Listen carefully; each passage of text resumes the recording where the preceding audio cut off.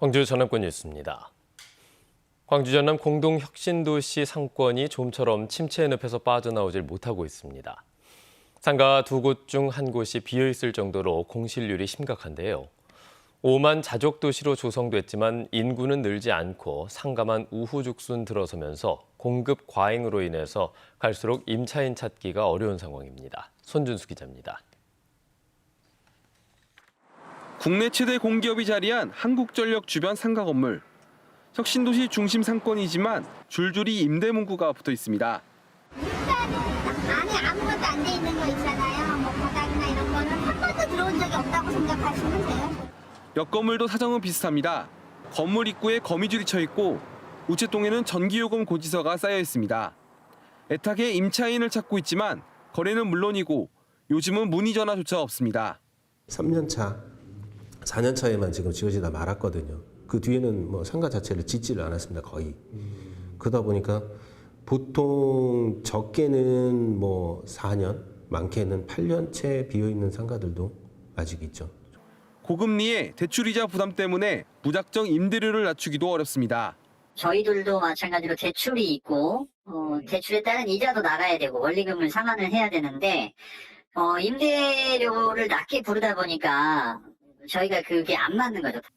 5만 자족도시를 목표로 한 광주 전남 혁신도시. 혁신도시 출범이 10년이 다 되어가지만 인구 4만 명을 넘지 못하고 있습니다. 상주 인구가 채워지기도 전에 상가들이 우후죽순 들어서면서 빈 상가가 늘고 있는데 나주시 조사 결과 공실률이 43.4%에 이르는 것으로 조사됐습니다. 올해 2분기 한국부동산원 조사보다 공실 비율이 5.3%포인트 더 높았습니다. 특히 공공기관이 밀집한 빛가람 호수공원 주변의 상가 공실률이 가장 높았습니다. 체감도는 좀 40%보다는 높다는 이런 말씀은 계신데요. 궁극적으로는 저희가 이제 이 데이터를 기초로 해서 이렇게 정주요건을 개선한다든가 기타 정책을 입안할 때 기초자료. 이번 조사 결과 혁신도시 내 음식점과 사무실 등 특정 업종의 상가 점유 비율이 높고 주말보다는 평일 매출량이 많은 것으로 나타났습니다. 나주시는 조사 결과를 바탕으로 공실 해소와 정주여건 개선 방안 마련에 나설 방침입니다. KBS 뉴스 손준수입니다. 광주역과 송정역 간의 셔틀 열차 중단은 무책임한 행정이라는 지적이 나왔습니다. 안평환 광주시 의원은 어제 본회의 5분 발언을 통해 광주시는 현재 열차의 내구 연한 문제를 2019년부터 인지하고 있었다며 코레일의 대체 열차 투입을 건의한 것 외에는 다른 대안을 찾지 않았다고 비판했습니다. 또 불과 6개월 전까지만 해도 셔틀 열차의 필요성을 설명하던 광주시가 이제 운행 중단을 밝히고 있다고 지적했습니다. 셔틀 열차는 광주역에 KTX가 정차하지 않게 되면서 2016년 대체 교통수단으로 도입됐으며 하루 평균 520여 명이 이용하고 있습니다. 지난 2014년 장성 요양병원 화재 사건 당시 구속된 병원 대표가 암 환자를 현금을 주고 유치하는 이른바 불법 페이백 의혹을 받고 있는 요양병원의 운영에 개입돼 있다는 정황을 보도해드렸습니다. 해당 인물을 중심으로 사건을 추적해보니 이른바 사무장병원 추적의 신호탄이 된 장성 요양병원은 정작 사무장병원으로 처벌하지 못했습니다. 결국 급여 수백억 원도 환수할 수 없게 됐습니다. 어떻게 된 사연인지 김혜정 기자가 취재했습니다. 2014년 장성 효사랑 요양병원 화재 직후 경찰은 해당 병원이 불법 사무장병원이라는 수사 결과를 발표했습니다. 병원의 대표는 의료재단 이사장의 남편 이모 씨. 경찰은 이 씨가 병원 안에 서류상 다른 병원을 만들고 환자들의 입퇴원을 조작해 허위 급여를 청구했다고 발표했습니다. 또 직원까지 환자로 둔갑시켜 요양급여를 부당하게 청구한 것으로 보고 급여를 전부 환수토록 한 겁니다.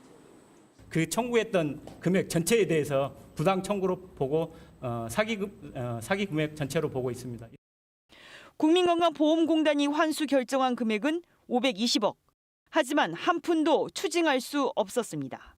그 환수 결정한 후 이듬해 6월에 검찰에서 그 증거가 좀 부족하다 해서 불기소 처분해서 저희들이 환수 결정을 취소하였습니다.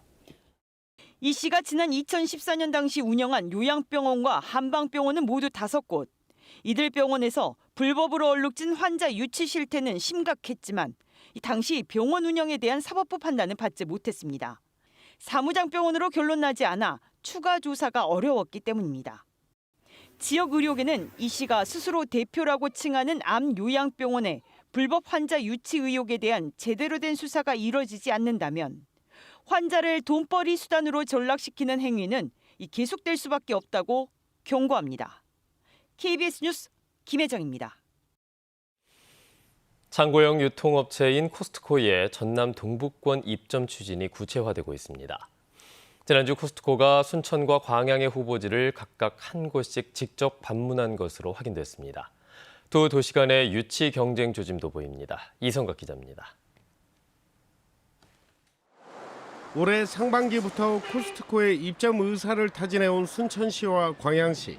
코스트코는 저렴한 땅값에 10,000제곱미터에서 20,000제곱미터 사이의 부지, 특히 땅 매입이나 인허가가 비교적 수월한 곳을 원하고 있습니다.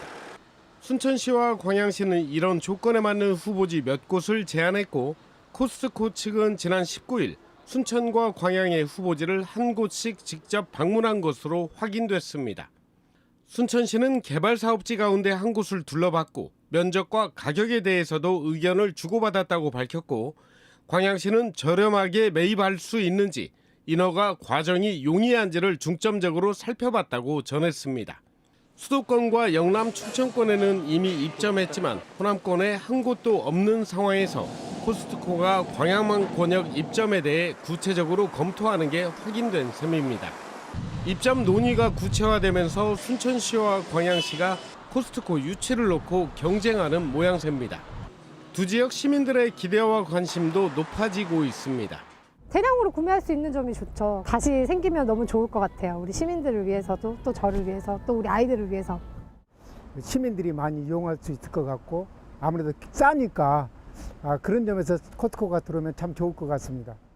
입점 의사가 확인돼도 지역 상권 영향이나 중소상인들의 반발도 예상되는 만큼 자치단체는 유치 전략과 함께 지역 여론에도 촉각을 곤두세우고 있습니다. KBS 뉴스 이성각입니다. 광주 지역의 도시가스 요금 인상 요구를 수용해서는 안 된다는 주장이 나왔습니다. 강수훈 광주시 의원은 어제 광주시의회 본회의에서 지난해 맥쿼리가 해양에너지를 인수한 뒤 매년 120여억 원 규모였던 배당금이 320억 원으로 급증했다며 배당금을 그렇게 올려놓고 요금을 올리는 것은 속아 웃을 일이라고 지적했습니다. 또한 광주시가 요금 인상 요구를 이겨내야 한다고도 말했습니다. 이에 대해 광주시는 용역 결과 인상이 필요하다는 결론이 나왔다며 용역 결과를 검토한 뒤 시의회의 의견을 들을 계획이라고 밝혔습니다. 윤석열 정부 들어서 경찰의 물리력 사용이 큰 폭으로 증가한 것으로 나타났습니다. 국회 행정안전위원회 용혜인 의원이 분석한 지난해 5월부터 올해 상반기까지 경찰의 물리력 사용 보고서는 13,298건으로 지난 정부 시절의 같은 기간 8,389건보다 58.5%가 증가한 것으로 나타났습니다. 광주시의 경우 같은 기간 140건에서 487건으로 3배 이상 늘었고 전남은 338건에서 517건으로 2배 가까이 증가했습니다. 용혜인 의원은 과도한 물리력 사용이 없었는지 점검해야 하고 급증한 지역경찰청의 경우에는 실태조사가 필요하다고도 강조했습니다. 광주 지역의 비정규직 비율이 3년째 증가한 것으로 나타났습니다. 광주 여성가족재단이 발표한 지난해 광주 지역의 근로 형태 현황을 보면 광주 지역의 전체 임금 근로자 가운데 비정규직은 44.7%로 나타났습니다. 연도별 비정규직 비율은 2020년 42.7%, 2021년 43.5%에서 지난해 44.7%로 3년째 증가 추세입니다. 비정규직 성별 임금 격차 비율도 63.6%로 남성이 100만 원을 벌 때 여성은 63만 원 정도를 받는 것으로 나타났습니다. 같은 기간 정규직의 성별 임금 격차 비율은 76.6%였습니다. 어제 오후 4시쯤 완도군 신지면의 한 전복 직판장에서 불이 나 1시간 만에 꺼졌습니다. 이 불로 직판장 창고 건물 내부가 불에 탔고 창고에서 작업 중이던 53살 A씨가 양팔에 2도 화상을 입어 병원으로 옮겨졌습니다. 병원 당국은 창고 안에서 용접 작업을 하다가 불티가 내부 자재로 옮겨 붙은 것으로 보고 정확한 화재 원인을 조사하고 있습니다.